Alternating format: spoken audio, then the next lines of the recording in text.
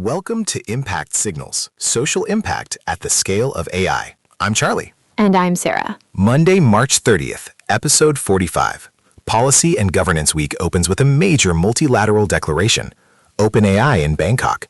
Africa building its own AI infrastructure, a technology that could transform landmine clearance, and smarter disaster communications. We start with the week's biggest governance story. The India AI Impact Summit concluded with 91 countries and international organizations adopting the AI Impact Summit Declaration, the broadest consensus document in the Global AI Governance Series. Previous summits, Bletchley got 29 signatures, Seoul got 11, Paris got 60, New Delhi got 91. Both the United States and China signed. What made Delhi work where other venues fell short was a fundamental reframe. Previous summits centered their declarations on AI risk, what could go wrong. Delhi centered its declaration on AI impact, what can go right. That shift from risk framing to an impact framing created enough conceptual space for countries that are normally on opposite sides of AI regulation debates to find common ground. The summit produced 7 working groups and 1 concrete governance output that practitioners should bookmark: the framework for the trusted AI commons. It's not another declaration, it's a living platform for shared AI resources, designed to translate common principles into actionable practice through knowledge sharing. Organizations deploying humanitarian AI now have a 91-country endorsed reference framework for procurement justification, accountability documentation, and partner alignment. The Observer Research Foundation's analysis put it clearly.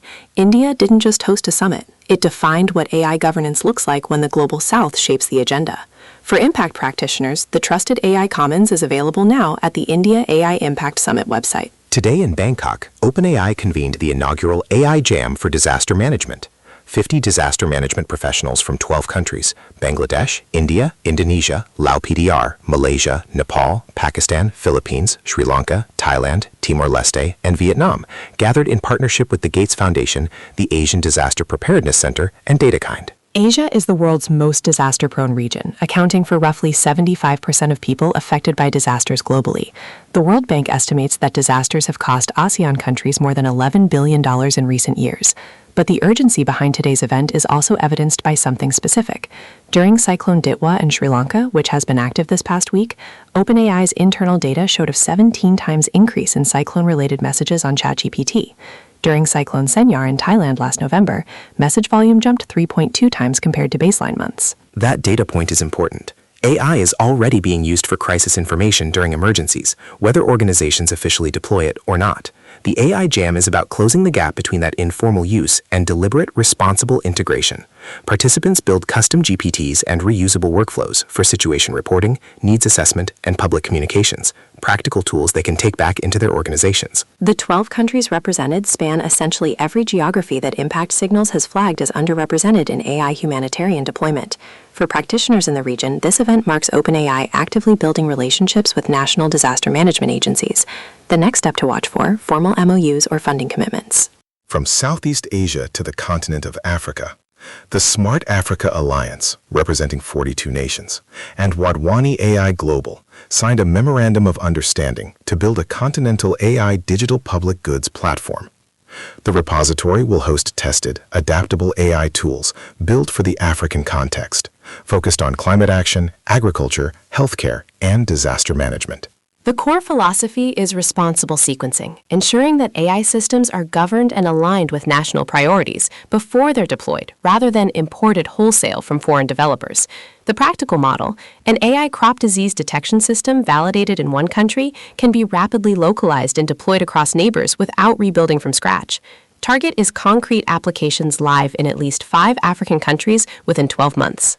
This connects directly to what Access Now flagged in their procurement report last week: the corporate capture problem, where humanitarian organizations become digitally dependent on proprietary vendors. The Smart Africa DPG platform is the structural alternative: open, contextually validated tools that organizations across the continent can adopt without vendor lock-in. Kenya already has Africa's first open-source program office operational, funded by the European Commission and the ITU.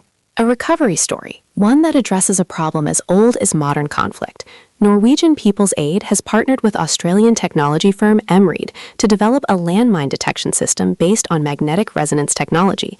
The problem it solves, conventional metal detectors in heavily contaminated areas require demining personnel to investigate more than 100 false signals from scrap metal and shrapnel to locate a single live mine. Emread's technology comes from the mineral sector. It detects the molecular signature of explosive compounds directly within the earth, bypassing the metallic casing entirely.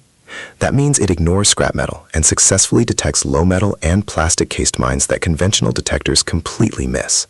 Following successful field trials in Angola, widespread deployment is expected. The humanitarian consequence is specific and measurable. Faster land return, the certification of land as cleared, and its return to civilian communities for farming, housing, and rebuilding. Post-conflict recovery is often blocked not by lack of will or resources, but by the pace of landmine clearance. This technology directly attacks that bottleneck. And a preparedness story from Japan. NTT and Docomo have verified a technology that enables advanced prediction of 5G network slicing performance for disaster response deployments. Network slicing is the ability to partition a single 5G network into multiple virtual networks. Low latency for drone control, high bandwidth for imagery, stable connectivity for sensors. The capability they verified is predicting whether a specific network slice will remain stable under fluctuating conditions before field teams depend on it. For disaster response planners, this eliminates a costly failure mode, discovering that your communications architecture can't handle the actual conditions of a disaster zone only after your teams are already positioned there. As AI-dependent tools proliferate in disaster response, real-time satellite imaging, autonomous drones, remote sensor arrays, stable and predictable communications become the foundational layer everything else depends on. This technology enables more confident deployment of those tools in exactly the environments where confidence is hardest to come by. Events. RightsCon 2026 wraps today in Nairobi. The IAPP Global Privacy Summit opens Wednesday in Washington. The Google.org AI for Government Innovation Challenge deadline is this Friday, April 3rd. $30 million available, 3 days to apply. The AI plus HADR Symposium is April 7th through 9th in Burlingame, California. Action on Disaster Relief follows April 8th through 10th, also in Washington. Disaster monitoring. IOM published the Iran Regional Escalation Situation Report today. Lebanon's WHO Health Emergency SITREP 14 is out. The ETC Yemen Emergency Telecommunications Dashboard for March was published. UNHCR's Core Emergency Situation for Chad was updated yesterday. Somalia's Echo Daily Flash flagged political tensions and armed conflict. That's Impact Signals for Monday, March 30th. If this briefing is useful, subscribe wherever you get your podcasts. Check us out at impactsignals.ai and share it with someone working in the field. Stay ready.